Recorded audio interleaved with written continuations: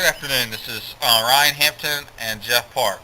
We've spent much time together figuring out many theories for many things in this world. And today we're bringing to you a theory on how to find a spouse. Now we are coming from the perspective of a male pursuing a female, men getting married, women giving into marriage, to use biblical terms. We are taking this mostly from a conservative vantage point. Stay pure until marriage. Men pursues the girl. Those sorts of conservative principles. We're not your conservative fanatics. This is not, telling you how to arrange a marriage, but this is giving good 7 basic steps on how to find a good spouse, how to find a good wife for you men. And women can listen to and figure out how the men should pursue her and the like. And we will start off talking about the first of our 7 steps, so you can go ahead for that. All right, basically what we have for the first steps is you need to make a list. You need to come up in your head with what you want in a spouse. And we're speaking also from a Christian perspective and what God would want. And these steps can vary. And these steps, we're not going to say you have to have this, and this as a step. Pretty much we're going to advise you on the first step, which we would think would be that they would be a good Christian. But other than that, it's pretty loosely based. And you have pivot room, as we call it, as we get to in another step. So that is the number 1 step. Make a list with what you want. What's our second step, Ryan? The second step is to find a candidate who you see fits that list. Now again, can be very loosely done. You might spend a lot of time and really feel comfortable this girl fits the list. You might have to date her or court her in a while to really figure it out. It's like looking at a car. And dating is like test driving a new car you want to buy. And there are plenty of things that you might look for in this car. Getting back to the first step, you're going to look at the way the car looks. In the same way, beauty is going to be an important element in finding your future spouse. And you want to spend time with beautiful women. Obviously, it's the nature of things. But if this is the end of your desires and finding your candidate, it's not going to work. You want to find someone who is trustworthy, enduring, someone who will be there for you to the end, just like a car that will last you a long time. So dating and courting, which I think you need to have a little bit of each, it should be like, in a sense, test driving the car, really seeing what it is you like, and finding that candidate and really pursuing her the right way, seeing what it is she likes. And granted, no one's going to fit a list perfectly, but really consider how she fits with that list. Brings us to the third step, which is really you find the candidate, but then you really got to get to know the candidate and or his or her family. This, like we said, this could be applied to girls somewhat too, but it's the guys that we're coming from a background where the guys traditionally pursue the relationship. So first step, make a list. Second step, find a candidate. Third step, really get to know the girl or the guy you find. And maybe we should not use the word candidate, because we're not just treating this as it's just like a tree or something. Oh, you just found this tree that may fit your whatever. The person you will find is a human person created in the image of God. But you really got to get to know their family. And that's where we combine the dating and the courting. Is you can't just go out with her on dates. You got to see how she reacts in front of her family, how she treats her mother, father, how, he treats his mother and sisters if it's a guy. A lot of things. So that's the third step.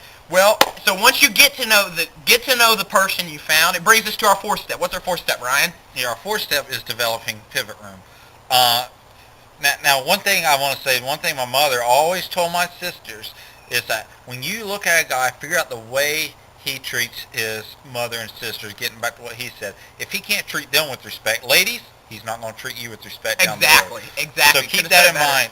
Watch the way he treats his mother and sisters. Watch the way he treats you. Simple things, gestures, holding doors, saying ma'am to your parents. Okay, now, but potentially, but what we really want the pivot room for, Ryan, is your list. Right, you can have functionality in your list. Now, what I was saying is no one's going to fit that list perfect, and here's where the pivot room comes in. Figure out what it is I really want the most. Okay, are they so far off the list it doesn't work, or is there a little bit of pivot room in there, so to speak, where you can loosen up and you can work in there, because it's not going to be that rigid list. Okay, you do have to have some room for pivot room. I would say really figure out what it is you like and what you don't like in the person, candidate, whatever you call this person, and really work to bring out the best in him or her, and take that what you don't like, and if you can, look past it. If you can, shut it down. Whatever. You don't want to settle, but you want to have the right amount of pivot room, so you're not too strict on the one hand, and you're also not too lenient on the other hand. Exactly. And you want it to be something where the list you develop, you want to put your number one to be the one you really don't back down on. So your number one, if you set that, Ryan and I have set that, is a good Christian girl for the girls we're looking for. So we're really not going to pivot on that. If I find an atheist that fits all the rest of my list but doesn't believe in God, you're not going to want to do that. So you're going to want to number your list on how valuable it is to you. And I would say, second thing, a lot of times is the family. People have ridiculed me. You judge a person based on the family. That's not true. But I want them to come from a functional family. Because if they're used to not functioning within their family now, how can they function within my family 5 or 6 years down the road? They can't. So, anyways, but we're not here to give you the list. We may release a video with a list, a suggested list, but we're not trying to cram anything down anyone's throat. We're taking the Mr. Smolin mentality of, this is just our opinion, you can go with it or not. So anyways, Ryan, what are we up to, step 5? Step 5. All right. Now, at this point, you can repeat the list if the candidate or person doesn't fit. Let's just suppose you find a candidate that does fit. You develop the pivot room.